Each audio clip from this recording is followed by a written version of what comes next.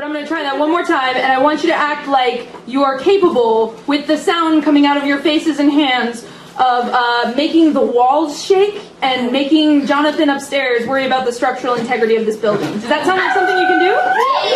Awesome. Ladies and gentlemen, welcome to the Lit Slam. Oh, live art is so magical.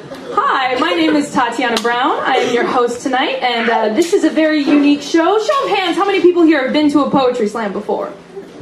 Wow, quite a few of you. Couple virgins. Okay, well, I'm going to give you the overview real quickly. Poetry Slam is a live performance poetry competition started in 1986 in Chicago by a construction worker by the name of Mark Smith. So what? Okay, one more hint. When I say the name Mark Smith, everybody yells, "So what?" And it's really fun to do. That's the only reason we do it, okay? Okay. So it was founded in Chicago by a construction worker named Mark Smith. So what? Delightful. Okay, and the idea behind the Lit Slam, or behind Poetry Slam in general, is to get the audience more involved and in conversation with the poets who are performing at a show. So instead of being an open mic where I can say whatever and you just have to sit and take it, a Poetry Slam is a show where 5 random members of the audience become judges, and they can say, you know what, 6.2. Which is mean. Just for the record, in case that was unclear. That's a very mean number. Judges, you're totally allowed to use 6.2 if you feel like number. It's relative. There are meaner numbers. So the thing about the thing about Poetry Slam is that usually the prize is something like money or being on a slam team or something to that effect. At the Lit Slam, we do things a little bit differently. We have editors now who have been randomly selected from our audience. Editors, would you please stand up for just a second? Yay! Thanks, everybody. Give a round of applause here. These people are what make us different from an open mic. They're the people who are going to be having opinions, and I promise you that is the last time you may cheer for them for the rest of the night, because they're going to be the people who decide how the rest of this show goes. So instead of a cash prize or a team, what you get when you win at the Lit Slam is the opportunity to be published in our annual literary journal with 10 of the most amazing poetry features that we can pull off of the North American continent, and all of the other exceptional poets who win the Poetry Slam. So, does that all make sense? Yay! We're also featuring a poet tonight by the name of Gypsy Yo. Has anybody in here heard of her? She's kind of a big deal. She won't tell you that herself, but she's kind of a big deal. So what we have for you tonight is a competition from 5 of the most brave people in this room, I guess. The exceptional who have signed up to be a part of this slam, and we have our judges. The last thing that I'm going to introduce to you, the last person I'm going to introduce to you real quick, just to get us all started, is our invitational judge. This is another thing that makes this a little bit different. Our invitational judge tonight is a man named Evan Karp. Evan, you want to stand up first? Everybody clap for Evan Karp. Well, Too late. No. Yeah, I feel like that's the move whenever you want people to clap more. Evan goes to literary events almost every night and films them, posts videos at LitScene, that's a double E, no C, .com, and writes about them for the San Francisco Chronicle and KQED. He is the co-founder and president of Quiet Lightning, a monthly submission-based reading series turned nonprofit that features all forms of writing, moves around to a different venue every month, and publishes each show as a book. The next show is on May 7th at Alley Cat Books, and they are accepting submissions through the end of this Wednesday night. The website for that is quietlightning.org. Ladies and gentlemen, a local luminary, Evan Karp, is here tonight to give us a more official... God damn, it's hot up here. Here we are. A more official... A more official sense of like what the San Francisco literary scene is like. If you're interested, just real quick, we're gonna have him maybe read one of his own poems to get the room warmed up and give you a feel for how all this goes. Awesome. So before he does that, I'm just going to give you a real quick teaser for how live performance works, because some people in here haven't been to poetry slams before, and some people, frankly, have been to boring ones, so they don't know how this works quite yet.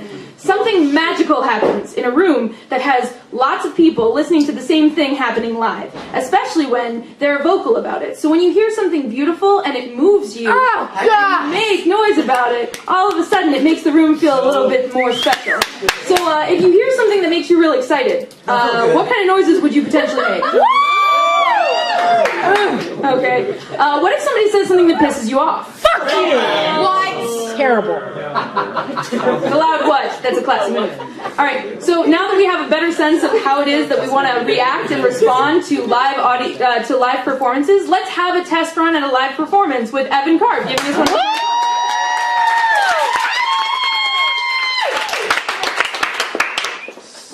This is called Ali Lead God.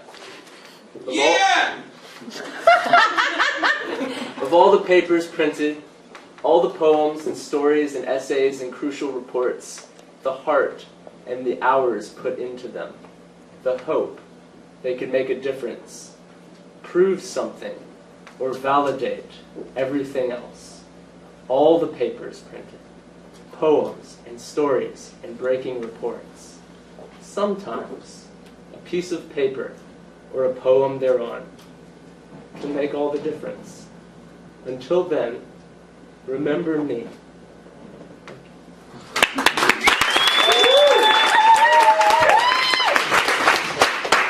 That was so quaint. I really like your reading style. It makes me happy. All right, ladies and gentlemen, that was Evan Carp. I think they like you. That's good. Okay, so See what happens. 6.2 is mean. no, I mean, really, you can define your own mean, Evan. I fully give you permission to do that. So we're gonna move into the slam. Are you guys ready to see a slam? Oh yeah! I'm going to read you the list of competitors for tonight, and after that, I'm going to lead you through a sacrificial poem. So. Clap loudly and enthusiastically for everybody on this list, even if you don't fucking know them yet. Our first poet is going to be Sam Sack. Then we have Carl Eliezer. Pat Thomas. Javier Zamora. And Abe Becker. That's our slam tonight. Now, usually, when we have a slightly longer list, we offer the sacrifice spot to somebody who didn't get to make the list. But since that's not happening, you get to hear a poem from me. Which means you also get to hear me read critical review from our editors about myself. Yay! I love it! And I'm really excited about it. Okay. Okay, so here's your... so this round that we're doing right now is going to be 1 minute poems. So they're all going to go real fast. And then the next round is 2 minute poems. And then the next round after that is 3 minute poems. And they get really more long. Okay? So this is a 1 minute poem. Are you guys all ready? You immediately. Quicker pigments. Poem for the first time I said the word queer in front of my mother. I say, the thing about queer women like us is that competency makes us who we are. And I don't notice her hands, white knuckles strangling the steering wheel at the abrupt assumption of queer and us. I don't notice her breath sharpening, broken glass in the barbed wire walls of her lungs, how she keeps looking from the windshield to the back window to the door, like there might be an escape route in this car, even though it's her in the driver's seat. I just babble on about Aldonza Lorenzo as a butch female character in Don Quixote until she can't take it anymore. Her hand smacks the dashboard, matching the timbre of the rain on the roof. She says, please. Her voice raw, with every rock thrown by the Kaminsky kids on her walk home from school, every slap to the face from her mother for wanting something unnameable, every opinion she's swallowed, every apology she's forced, every lie, every slur. Please, I can't use that word the way you do. I can't. I never will.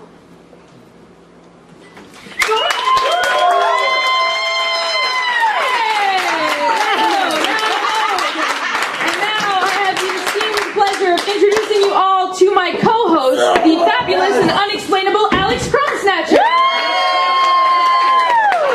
That is Alex Crumsnatcher in all of his everything. Not drop a nut. Crumsnatcher's a real last name. What he's going to do is collect scores from all of the judges right now. He's going to shake it while he does it, though.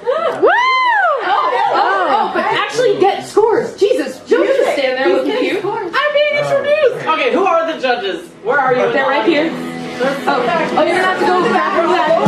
Go ahead. They're everywhere. Hold your scores up so I know who you are, please. And hurry up. I've heard it's an urban legend, but it might be true that if you rub Alex Crumb Snatcher tattoo, you'll have a year of good luck. You will. He's like, that is nuts. I think you should all try it. I think the brave should try it. Because cost-benefit analysis says an awkward moment with Crumb Snatcher for a year of good luck, potentially, is totally worth it. Can you please read it up? Evan. Okay. Mr. Clark, you're going to have to be mean faster than that. So much faster. Okay? Okay. Flag. Judges, next time's flag for Alex Crumb Snatcher so that he knows to come by you. All right. So let's see. Now we've got some opinions. Put the scores in. All right, I have an 8.0. What do you think about that, audience? I have a 9.2. What do you think? I have an 8.0. Homophobic. A 7.4. Oh! And a 6.8. Come on! I will burn you! Do we round that up? Yeah. Okay, just checking. That one's blank. But in the middle of that, I got a